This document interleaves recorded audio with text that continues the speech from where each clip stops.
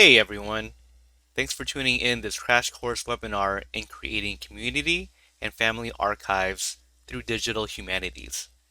My name is Jason Sarmiento, and I'm the archivist for the Bulosan Center for Filipino Studies at UC Davis. This webinar will go through the basic steps in preparation, digitization, description, basic preservation, and options for publishing digital archives online. As this is an incredibly technical and information-heavy walkthrough, I opted to record the presentation for easier referencing and troubleshooting instead of a live demonstration. This entire workshop follows a scan and return model in which you will digitize collections for community members and return it after the scanning is done. Furthermore, this model employs a collaborative justice philosophy in which the donating community member actively works with the community archivist when describing collections. This is important to ensure as much control is maintained by the physical owner while also making files digitally accessible for future researchers. This also ensures images and documents are described correctly and depicted individuals, locations, and dates are attributed correctly. This scan and return model of digitization employs a post-custodial archival practice, in which community archivists promote access of community histories and images, while the originating collection donors keeps these keepsakes within their communities and families. Post-custodial theory originated in the 1980s, with the theory that archivists will no longer physically acquire and maintain records, but that they will provide management oversight for records that will remain in the custody of the record creators. I'm sure some folks may feel hesitant in assuming archivist roles without the educational or employment background, but I'm hoping this webinar could brush those fears aside as you step closer to becoming a community archivist. The archive team, a collective that strives to preserve the digital legacy of websites such as GeoCities and SoundCloud, has a great quote, in which they state, "If you have data that you want to save that you did not create, then you are an archivist." Before we get started, I wanted to mention that this doesn't cover every single aspect of community archiving, as it only focuses on paper and photograph digitization up into the web publishing process. For one, physical archival arrangement is not discussed as we are mainly doing a scan and return model. Additionally, audio and visual digitization is also not discussed. One of the most important aspects of community archiving is not also discussed in this webinar, which is community buy-in. The UCLA Community Archives Toolkit provides a comprehensive guide and additional publications that explains how to get community buy-in and how to get willing participants. For our first step, we'll be preparing files for digitization. This step includes assembling a digitization criteria based off of copyright and risk assessments, getting permissions from donors, and working with the donor on preliminary item descriptions. The first step in this section is establishing the digitization criteria. This criteria is important as it clearly outlines what we can and can't digitize during this project. Due to copyright and privacy laws, we can't digitize everything. As your community and family members may have the physical ownership of some material, they may not have the intellectual property, as it may belong to a different person, organization, or entity. For example, I have a copy of Dr. Robin Rodriguez's book, Migrants for Export. Even though I purchased this item, copyright is maintained by the Regents of the University of Minnesota. Cornell University provides extensive information on copyright terms of published works, which you should view after this webinar. The best items to digitize are works within the public domain. Public domain refers to items without copyright restrictions, and the Cornell document provides the extensive list on what is and isn't in the domain. To oversimplify things, key things to remember about copyright and public domain are that published works before 1926 are in the domain, and also items created by government employees are also in the public domain. If you're wondering if public domain accounts for items created by the collection donors, that doesn't apply to this as they would maintain copyright. Just remember that they would only have copyright if they are the original photographer of a photograph, the original document creator of a document, and the original artist, unless you're focusing on pre-20th century items, or you're digitizing items created by the collection owner. You'll encounter a lot of things aren't in the public domain, or you do not have copyright permissions just yet to digitize. One way to mitigate this is attempting to digitize things under the Fair Use Doctrine, which is part of the 1976 Copyright Act. As outlined in this table, fair use can be achieved if it covers 4 factors: purpose of the use, nature of the work, how much would be digitized, and if it would have any financial ramifications to the owner or effect on the market. The best case scenario to use fair use is for its non-profit usage, a non-fiction published work. You're only digitizing a small sample, and it would not negatively affect the market of the original work. Even with fair use and public domain information, you may still run into problems in deciding what you should digitize. You should create a risk assessment plan, which would outline what items pose as minimal risk and what poses as a high risk. Many post-custodial and institutional archival projects utilize such assessments, as the difficulty of identifying copyright owners is common throughout the field. Here is an example of a table that illustrates risk assessments that you should implement in your project. In this table, it shows that the lowest risk items include text documents, non-commercial works, a work with few amount of copyright owners, only digitizing a small amount of the original work, the low fame of the creator, the item being a non-creative work, and the item being relatively old. Before you start scanning, you will begin by briefly describing each archival item. When writing each item description, you should note down the names of individuals depicted in an image, if known, the dates or date ranges of the archival item, any ascertainable topic or event depicted, or any associated titles for the image or document. This information is the first steps in drafting accurate metadata descriptions, which we will discuss later. For highly personal items, such as memoirs or photographs, you should be consulting with the collection owner to ensure that their keepsakes are being described faithfully, as they will likely have a better sense of who is depicted or what is depicted. Some items don't require much input, as the documents themselves are self-explanatory. This example from the Franco collection is a flyer from the Sakbayan People's Motorcade. Just by skimming this document, you can see that the creator is the Coalition Against the Marcos Dictatorship and the Philippine Solidarity Network Sacramento. The date is 1984, and the topic is about a documentary viewing about the nationwide boycott of the Marcos stage elections. And lastly, the viewing was held at Southgate Community Library in Sacramento. To preserve the quality of the community items, please refrain from writing directly on the items. Options include writing the description in a Word document or Google document, writing them on loose leaves of paper, or in certain cases, on sticky notes.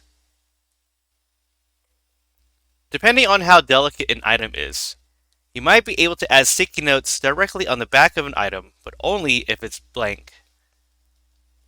The only time you should consider placing a sticky note on top of an archival image is if it is encapsulated in a photo album.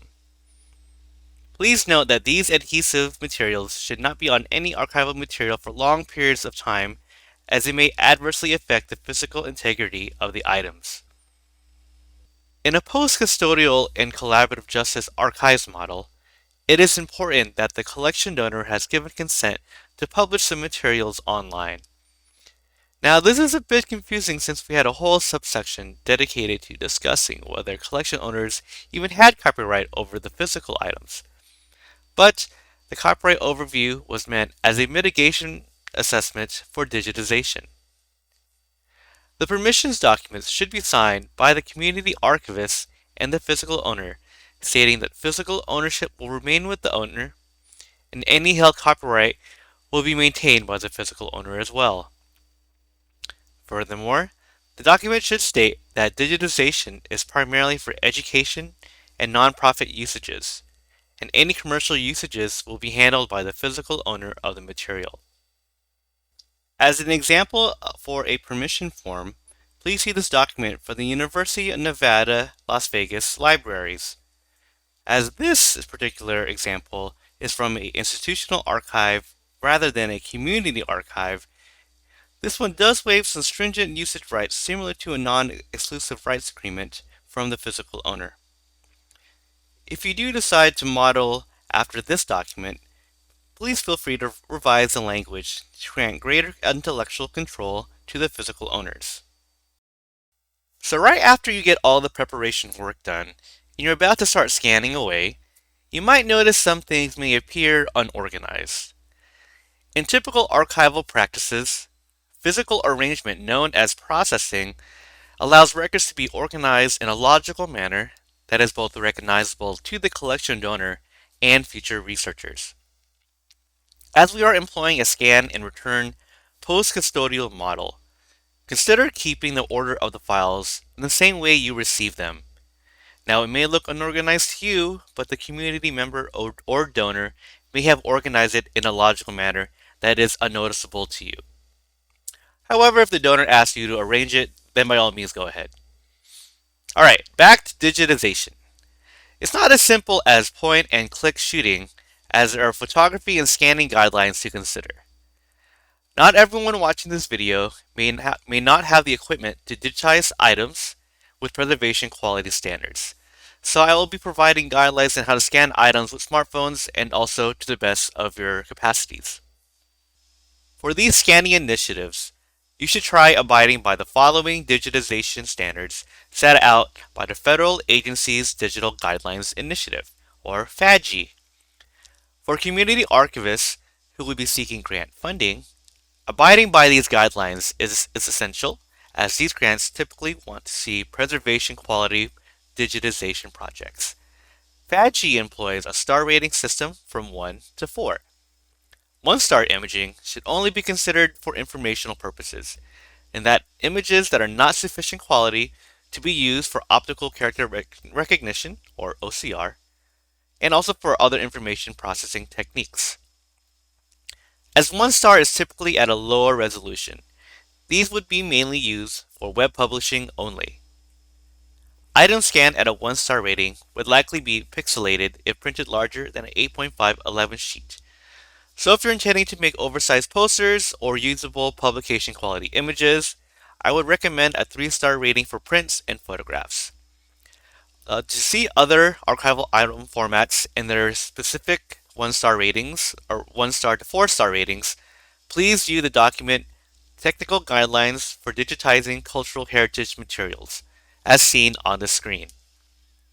I'd like to do a quick demonstration on the importance of digitizing items to the correct resolution. As you'll see here, the transparencies have a higher resolution count than a regular photograph. Print photographs cap at about 600 dpi, while a slide transparencies is suggested at 4000 pi max. See this image of Philip Veracruz from the Lorraine Ogton collection. This version is only at 300 dpi, and it measures at about 2 inches by 1.5 inches. Now, let's see how this image looks when it's enhanced to a size of an 8.5 by 11 document. You'll see it is highly pixelated and that the subject is not very clear. This image is only suitable for web pages and for electronic articles, but would be unsuitable for any large printing jobs. I'll mention really briefly about glove usage when handling archival items. With photographs, it's best to handle with gloves. For most paper documents, especially documents created after 1900, it's not advisable to wear gloves as they may accidentally fray and tear the paper documents. In my experience as an archivist and a researcher, glove usage varies from archives to archives. So if you do feel comfortable wearing gloves, I would suggest using nitrile gloves that minimize snagging. Here's one example in which I wore gloves while handling documents. As I'm using a print file proofer to flatten each image with this overhead camera, I'm wearing one nitrile glove to minimize any smudges on the glass. Now, on to equipment talk. The first setup I'll be demonstrating is scanner digitization. Scanners range in multiple prices, from $100 to over $5,000. If you are scanning print photographs and documents, look for a scanner that can produce at minimum 600 dots per inch with a bit depth between 16 to 24. If you have small slides or negative slides, you will need a scanner that explicitly states it can digitize scans. Slide scanners are typically more expensive and stronger, as they need to be able to scan at least by 4000 dpi. At the Bulosan Center, we use two flatbed scanners, a robust 10,000 XL Epson Expression, and a smaller CanoScan Li 220 as our travel scanner. There are multiple scanning programs, so you can either use a program that comes with your scanner, Adobe Acrobat or Adobe Photoshop's import the scanner function, or free softwares such as Not Another PDF Scanner 2. If you're interested in using a second-hand scanner, I would recommend using NAPS 2. Here is a quick demonstration for digitizing paper documents with the travel scanner. I'm using NAPS 2 as a program, and I am scanning the item at a resolution of 600 dpi with a bit depth of 24 in color mode. The scanning time for this took about 37 seconds for this single 8.5 by 11 page, and at the end I had the option to save files as PDFs, JPEGs, and TIFFs. The second option for scanning is with an overhead copy stand setup, which requires at minimum a DSLR camera, a copy stand, and proper lighting. This setup is the least user-friendly and requires multiple secondary equipment and hours of troubleshooting, but this can digitize multiple images in a matter of seconds at high resolution. Copy stands can range in price, with some reaching up to $16,000. At the Bulosan Center, I managed to keep costs down by purchasing parts separately, opting for used components and some customization. My setup at the Bulosan Center is a retrofitted VESA monitor stand, a Smith & Vector LED copy light set, a Nikon D5600, Adobe Lightroom Classic, a magnetic photography copy holder, a print file proofer, an X-Rite color checker, and a panoramic ball head. The item that took the most customization was converting a VESA monitor into a camera mountable copy stand. Please note, some monitor stands are welded shut, so if you opt to go this route, please proceed at your own risk. I'm just going to broadly demonstrate important components of a copy stand. First, you should have the camera leveled so it's parallel directly to the tabletop. This will ensure the image is not distorted at an angle. Second, make sure the lighting is placed at a 45-degree angle on the left and right hand side To ensure even lighting, LED lighting should be rated above 80 Color Rating Index or CRI, so make sure to read the item description before you start your purchasing. The ideal environment for this is in a dark room with no outside light. A quick fix, if you're in a room with windows, is temporarily shade them with black sheets. In order to create preservation level images that abide by federal agency digitization guidelines, you must first set the print exposure by photographing a color checker and adding the exposure settings to Lightroom. For fast camera to computer digitization, you should have Adobe Lightroom CC and have a USB connection for tethered connectivity from computer to camera. Some objects may need to be flattened to take the best quality image, which can be done either with a magnetic board or with a print file proofer. For an extensive overview of digitizing using an overhead copy stand, please consult Digitizing Your Photos with Your Camera in Lightroom by Peter Krogh. The last method for scanning is with your smartphone. Smartphones are not ideal for preservation quality scans and likely would not be usable workflows when applying for grants. However, you can still be able to produce scans that are suitable for social media, personal web pages, and personal databases. For the best images, an overhead photography model is suggested, flanked by lighting at a 45-degree angle. Another option is from the University of Toronto, in which they've created a lightbox setup with an opening to allow capturing by an overhead camera. If you have a 12 megapixel smartphone, you can be able to produce 300 dpi photographs through apps such as ProCam. Using PDF creating apps such as CamScanner may be able to produce the performance levels of a 1-star FADGI file for PDFs, although the measurement parameters would likely not be met. With that said, you can still create a usable digital surrogate of a file using this method and make it accessible online for future researchers and scholars. Alright, now that you know how to digitize things, what do you do with all those files? Where do you store them? What do you name them? This section covers file saving, file naming, and duplication and storage for preservation and access purposes. Let's start out with file formats. So you did your first scan at the correct resolutions and are about to save the files at a Lightroom or the NAPS2 program, and you're wondering what file do you save it as? Let's go back to the technical guidelines by the federal agency's Digitization Guidelines Initiative. The very first scan of a single item is known as creating the master file. The master file is the original digital image created from the scanner or camera. Master file formats are blocked out in red in this example. Most scanned and photographed files should be saved as an uncompressed TIFF format, with some exemptions such as documents that can be saved as PDF-A files. Now that you know what file to save it as, what do you call it?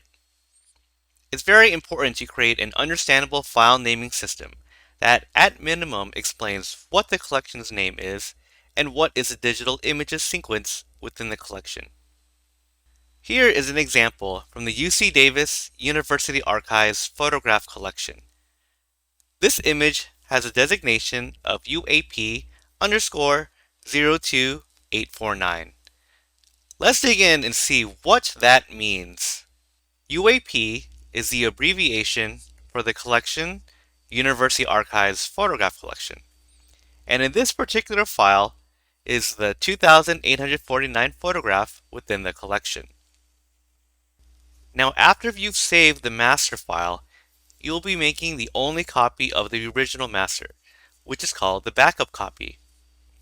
The backup copy is completely identical to the master, but will be used as a source for any future duplications. Early in this step, the backup copy will itself be duplicated, which will be known as the access copy. So, why 3 formats? The master copy should not be clicked, edited, or reproduced other than when creating the backup copy. The backup copy is the highest resolution file variant, which makes it easier to create any single derivative format. The backup copy will likely be used internally the most, for not only in making the access copy, but will be used when creating large printing jobs, such as for posters or billboards or film. Furthermore, publications sometimes have high resolution standards, and if a researcher wants a copy for print, they will likely receive a derivative of the backup. The access copy will also be used most by the public, as this version will be uploaded onto digital archive platforms, social media websites, or web pages. The access copy can also be a mirror image of the backup, but for those who want to monitor control and also monitor unauthorized requests, you may choose to lower the resolution to as low as 72 dpi. As you've noticed after making all these duplication of files, your hard drive will start filling up. For small-scale family or community archives, you should be saving files on solid-state hard drives, preferably external, and with backups in cloud storages.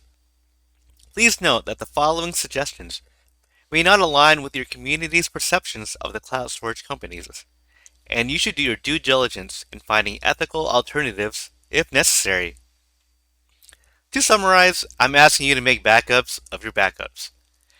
This may seem like overkill, but since many viewers may not have access to long-term storage servers, digital redundancy is the best method to ensure your files, time, and labor aren't wasted with an accidental deletion.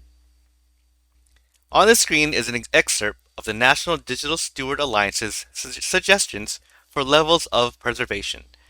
Please see the link on the right-hand side of the screen so you can view the entire document. But to summarize, the suggestions I am offering would fit into the Level 1 NDSA preservation standards. You may feel inclined to rely completely on the cloud, but in order to meet the NDSA's Level 1 requirement, they have to be in at least 2 separate locations.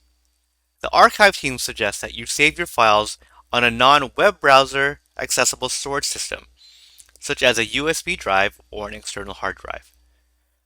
The Bulosan Center's Wilga archive has their physical digital items stored on a 2 terabyte external hard drive. For our cloud storages, we save files dually on Microsoft OneDrive and in Google Drive. Our access copies are hosted exclusively on Google Drive and also on Amazon Web Services' Virginia location via Omeka. Before we can add these files to a digital archive, the next step is to add metadata descriptions. In the context of digital archives, metadata refers to the descriptive information about digital files that explain who or what is depicted in the digital image, when the date is, what is the copyright status, and broad subjects covered in the digital file. For digital archives, the most common metadata standard is the Dublin Core metadata set. Dublin Core is an international organization for standardization approved description standard for archives. For a metadata example, let's look at the George Surley Journal on the Wilga archive. Here are the metadata descriptions for the journal. On the left-hand side, you'll see the metadata fields highlighted in bold, which are title, subject, description, date, rights, and identifier. On the right-hand side, it explains what they are, but a title is the name given to a resource. The subject is the topic of the content of the resource. The creator is an entity primarily responsible for making the content. The description is an account of the content of the resource. The date is associated dates with an event of the life cycle of the resource. Rights refer to the copyright and ownership statements. An identifier is a file naming system we use to devise any digital object. Although there are multiple Dublin Core metadata fields to use, I highly recommend at least incorporating the 7 fields listed on this slide. It is best to write your metadata information on a spreadsheet. Here is a template that I use for the Wilga Digital Archive. It's best to keep these metadata sheets for one collection. For example, if you have 2 community members who want their files digitized, Their items would be in two separate collections with their own dedicated metadata spreadsheets. At the beginning of this workshop, you were instructed to write brief descriptions of the archival contents alongside the collection owners. With those notes you created, you can write the description metadata field, along with the date metadata field. As some works don't have official titles, such as photographs, you can write a quick summary statement that briefly explains what the photograph is about. This shouldn't be too in-depth, as the in-depth information should be listed in the description metadata field. Here is an example of a summarized title of a photograph from the California State University Channel Islands Library. This photograph simply states that it is Daniel Soriano's birthday in Santa Paula, California. The subject's metadata field does require a little more research, as typically this field is for control vocabulary. Control vocabularies are used to promote consistency in the indexing of documents and the facilitation of searching. For digital archives, the control vocabulary that is most used are the Library of Congress subject headings and the file naming authority. Let's do a quick demonstration on how to add Library of Congress subject headings and adding them into the metadata field. So on the left-hand side of the screen, we have that oral history from Willie Barrientos that we scanned earlier.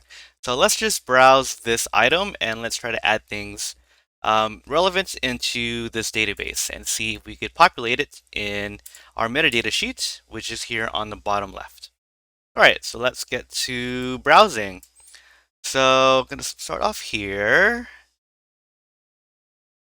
So this because I know the context when they say Chavez, they're referring to Cesar Chavez. So just to get the most accurate terms, let's go by last name and then first name. So Chavez, Caesar. All right, and we have it right here. So let's add this field, this entire thing here, onto the subjects. So let's keep on adding, let's see if we find anything else to add. There should be a few more things. Up right here, so United Farm Workers. So let's add that. Let's see what comes up when we populate that. United Farm Workers. Yep, and it's right here. So let's add this.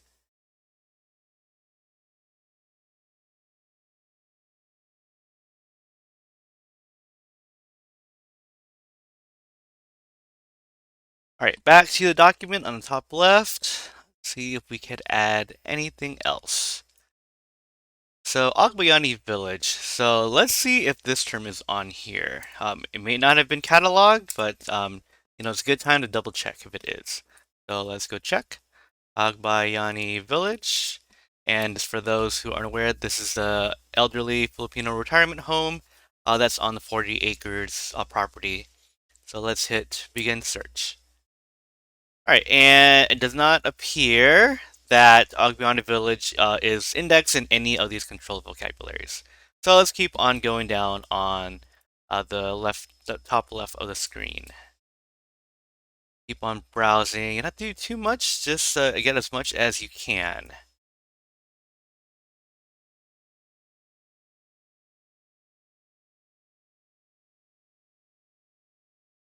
All right, here is one. So it's spelling of Filipinos, but I know, at least from my experiences, that the typical of vocabulary is Filipino American. So let's see what comes up when we type in Filipinos.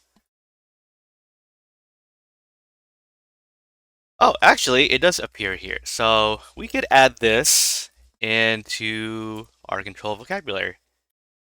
And so you keep on doing this, just look for various keywords and try to add them into this database. Because these would make up the control vocabulary terms in your subject's metadata field. There is one drawback on control vocabularies, as there is an inherent bias by the authors in creating descriptions, and some descriptions viewed with a modern lens are now insensitive. As the library and information science field is presently about 80% white, there has been historically little input from BIPOC LGBTQI+ communities, and other underrepresented groups in the language. One example of a problematic LOC subject heading is Japanese Americans, Evacuation and Relocation. This subject heading sanitizes the forced relocation and incarceration of Japanese Americans.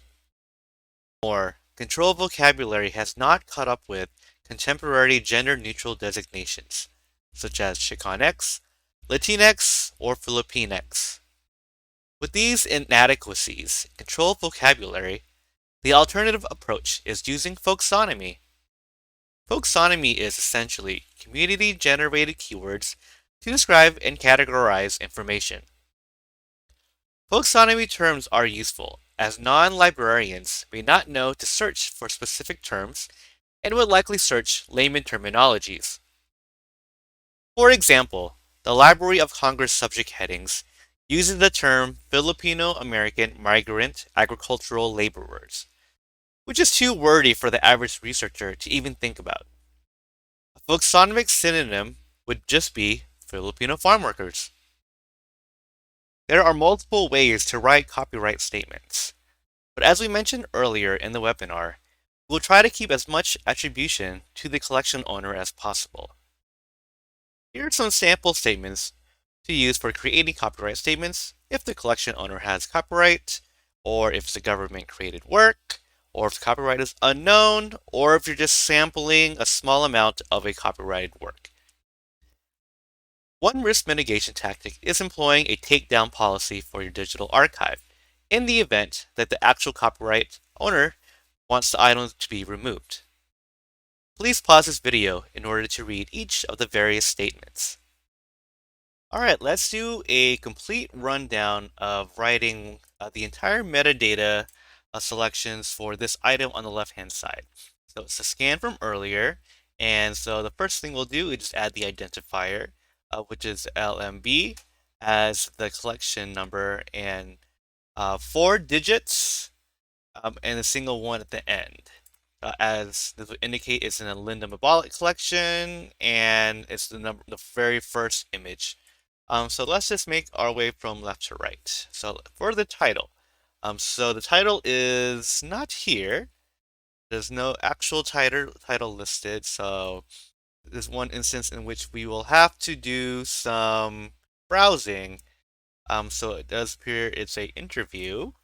So with a person named Willie. So I know who it is, and you would too if you consulted with your community partner, if in this instance it was a community collection. So just because I know and consulted with the community member, I know it is a Willie Barrientos oral history interview, and you could tell because there's some Q&As going on, in which the interviewer was questioning and the answer was listed here. All right, so let's move on to the next field. So we did work on the subject headings earlier, but these were the control vocabulary. So let's try to add a few more things. So let's gonna do some quick browsing. So it does appear. Oh, here's one.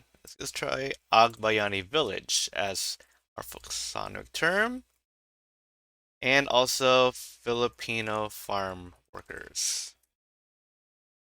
All right, so for the next one, so I will just briefly describe what's going on here. So it's going to be Willie Barrientos interview, in which he discusses his experiences and salary as a farm worker,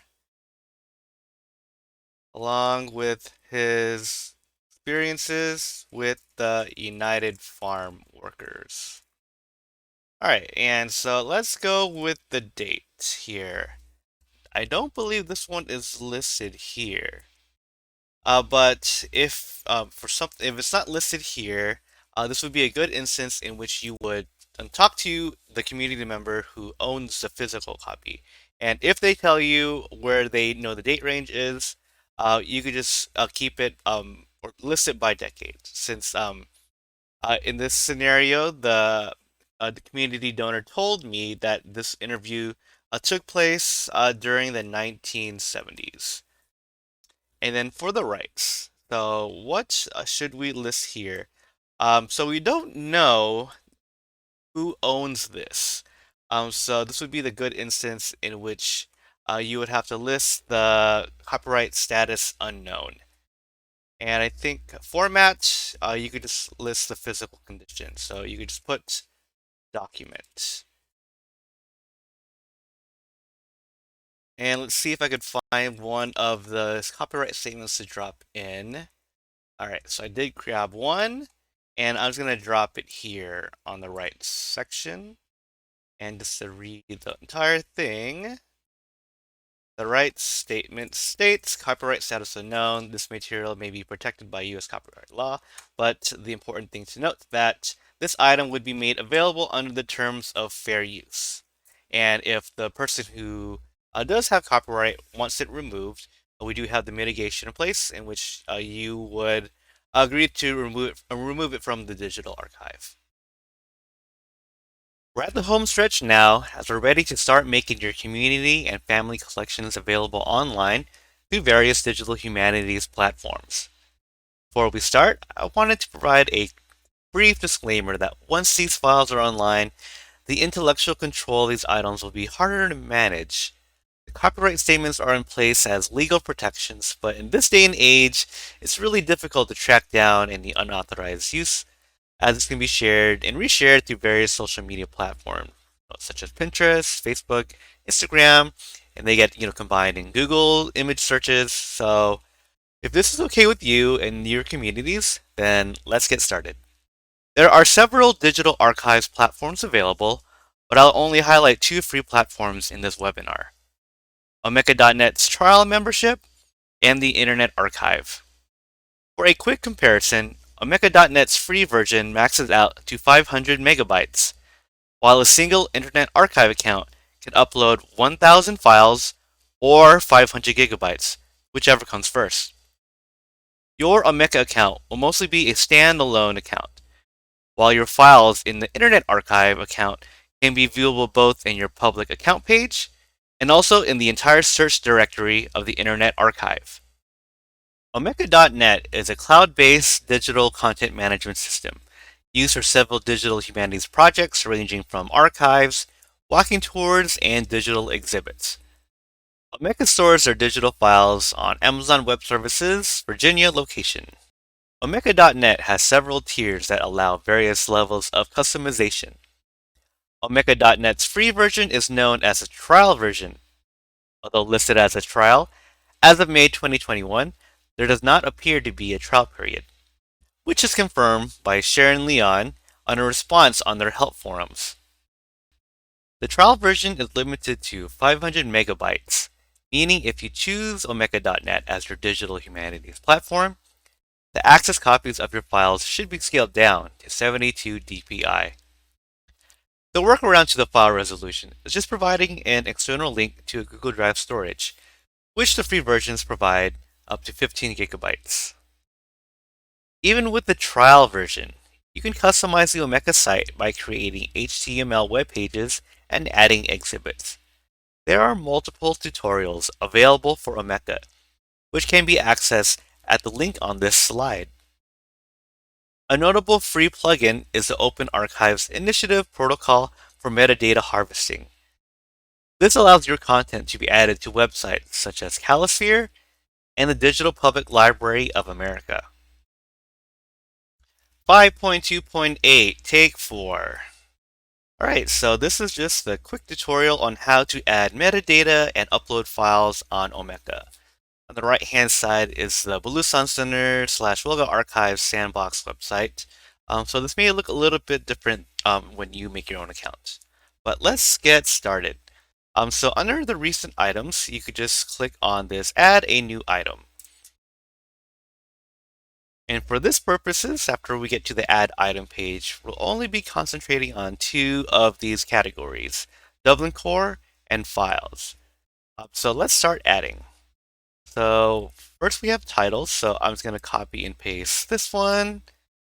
This is the Willie Barrientos interview. And next one is subjects. So subjects is a little bit different because we'll be utilizing this add input button fairly regularly. So let's add all of these files or all of these terms into the subject key. So add here. That's the first one. So to add more, I'll click add input.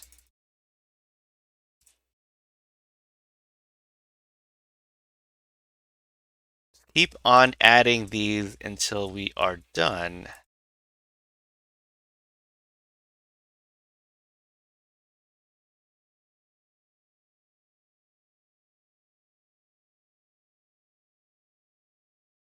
All right, one more subject.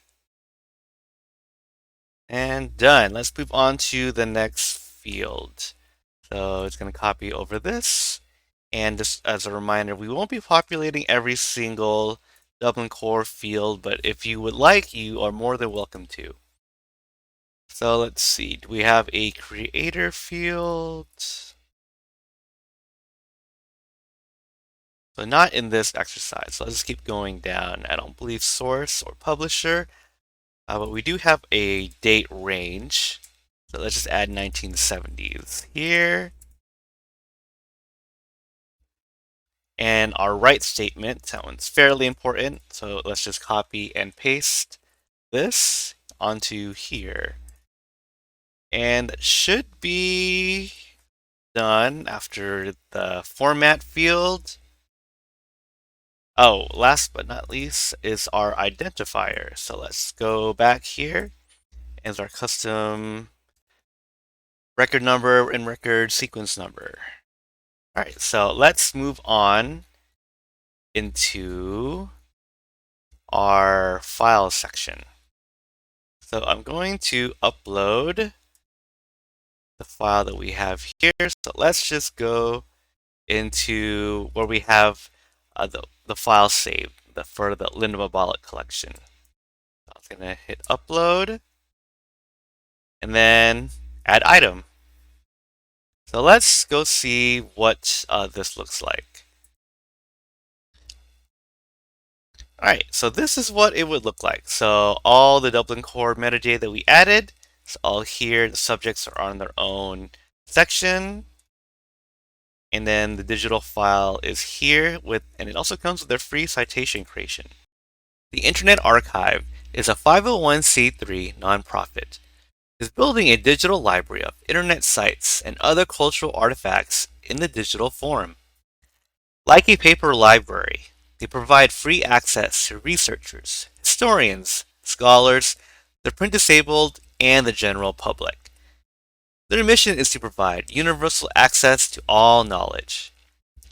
The Internet Archive is set up a little bit differently than Omeka, as you'll just be creating an account and uploading files that can be searched and browsed amongst all the Internet Archive users, which exceeds over 575 billion digital files. Now I'll show you how to upload metadata and files onto the Internet Archive. So at this stage, you'll have your account already, and it's a little bit easier than Omeka. So let's just go through the process. So on the top right hand side here, just click on this icon which signifies an account, and let's go to the upload button.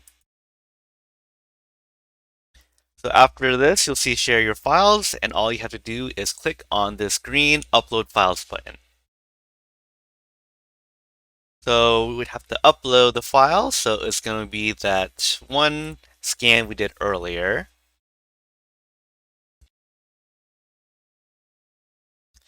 And so the metadata fields look a little bit different. So some things are not there, but let's just do the minimum amount of metadata that's requested here.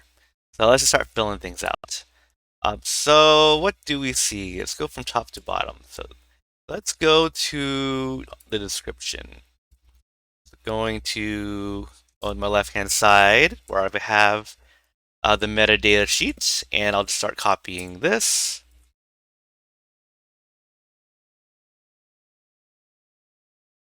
And I did notice 2 rows above description, it says page title. So I don't want LMB to be the page title. I want that to be the identifier. So let's change that. So replacing the automated LMB 0001 that Internet Archive made, I'm going to put the oral history interview title that we devised earlier. So on to the subject tags. This is a little bit easier. So as opposed to Omeka, we could just copy and paste this entire thing on here, as opposed to adding different fields. That was a lot easier. So, but we still don't know the creator, at least at that point, for this exercise. But we do know the date range. And it was just 1970, but let's see if that will let us do that. So this one's not too accurate in terms of adding the date. So that might be a little problematic. We may actually just leave this off and add this into description.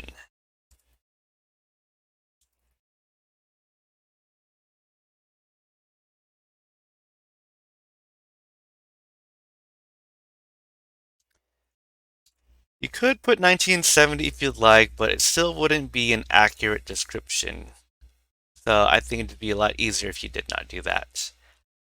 All right, it looks like it's wrapping up. So let's see what the public face of this image will look like. So the item is ready. So let's go to the public facing page. Although this is still loading, it will eventually be up, but this is what the public face of this digital file looks like. As I did mention digital redundancy in the preservation section, here's one more method to ensure the files you're uploading is preserved. As you can add a hyperlink from the Internet Archive and add it to your Omeka.net trial. This would fit the NDSA Level 1 digital preservation standards, as one file will physically be stored at the Internet Archive's San Francisco office, while the other file will be stored in the Amazon Web Service Virginia office. To do this, let's go to Omeka, which is on the left-hand side. So we are going to first make the screen a little bit bigger just so you can see where to go, and I will go to item types. Under item types, I'm going to go with this one I'm working on, in which it should be a text document. And so we're going to add a new element here. So this is some customization. So I'm going to hit add element. And under this element, I am going to write view download files and just write something as simple as external link to digital object. So I'm going to hit save here. And so let's go to that file that we were working with. All right, so let's go to edit under the file that we need. So it's a Willie Barrientos oral history interview. And now we're going to go to item type metadata. So we haven't selected one yet, but we did add that customizer to the text item type metadata field. So we're going to scroll down to this field we just made, the view and download files. And on the right hand side, we're just going to add this URL for this Willie Barrientos file and add it here. You're going to have to click the use HTML because we need to make this clickable on the public facing end. So it's pretty simple. So just click on that HTML, highlight the entire thing, and click on this icon right here, which signifies insert editing a link. So you can just copy and paste from the text to display field and paste it to the URL. So I will hit save, and then let's view the public page and see what that looks like. All right, so here's the Willy Barrientos file on Omeka. The digital file is here, a little bit bigger. And so on the below this is the text item type, and the file is downloadable here. So after I click this, it's gonna leave the Omeka web page and go to the archive.org web page. And there you have it, digital redundancy. Now these next two suggestions are going to really deviate from standard digital archive practice. But since I'm advocating for a community approach, I'm suggesting non-traditional ways that digital archives can be implemented by using WordPress and Microsoft Sway. This is an example how looking beyond the information science lens of archiving can be used to elevate community and family histories and experiences. Although I'm not too familiar with the inner workings of WordPress, I wanted to briefly show how the Silicon Valley Workers Stories project uses WordPress as a community archive. This project was started by the Santa Clara County Wage Theft Coalition in partnership with the Stanford for Workers' Rights and the UC Davis Bulosan Center for Filipinx Studies. Although this project archive doesn't provide external, public-facing metadata, it still manages to archive community experience and making them digitally accessible, which is a core component for community archiving. Microsoft Sway is another cloud-based presentation program that is quite flexible on usages. Despite originally being a presentation platform, the COVID-19 pandemic allowed artists, curators, and archivists to transform Sway into a digital humanities platform.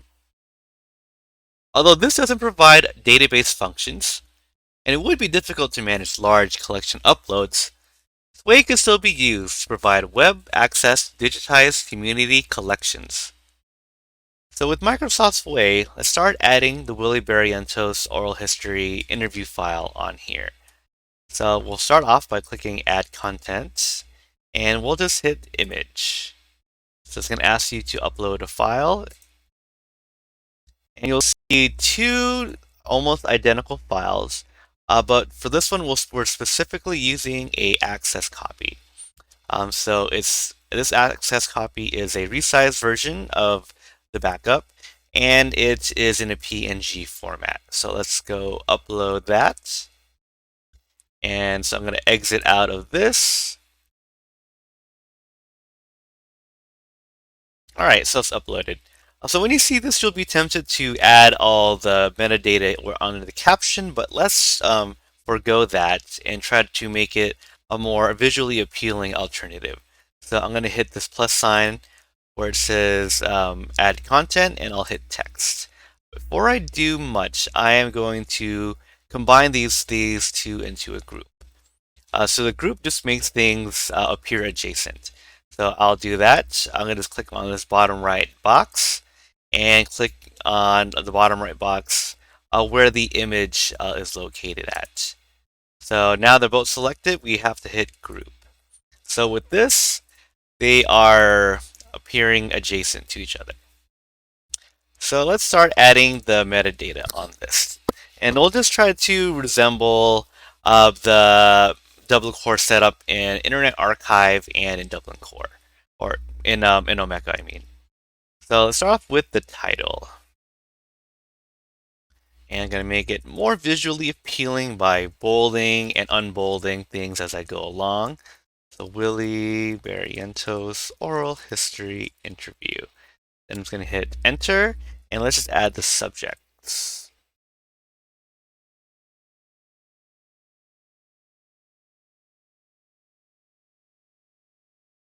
Bold here, but remove bolds.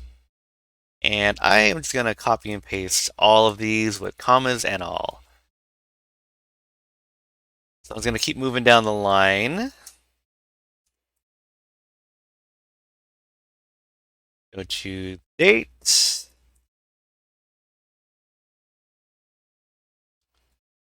1970s, remove bold, and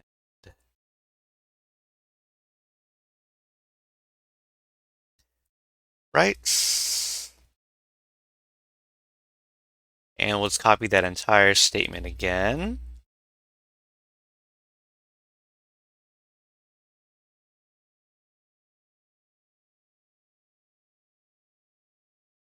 And on format,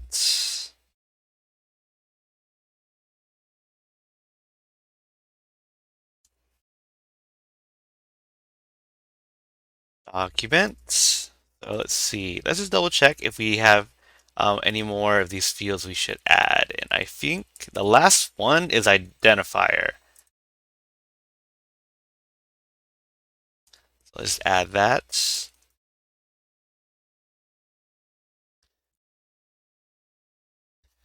All right, so that should be good to go. Just unclick here. So it doesn't look like it, but it's actually done. But just if you want to preview it, let's just click on this play button.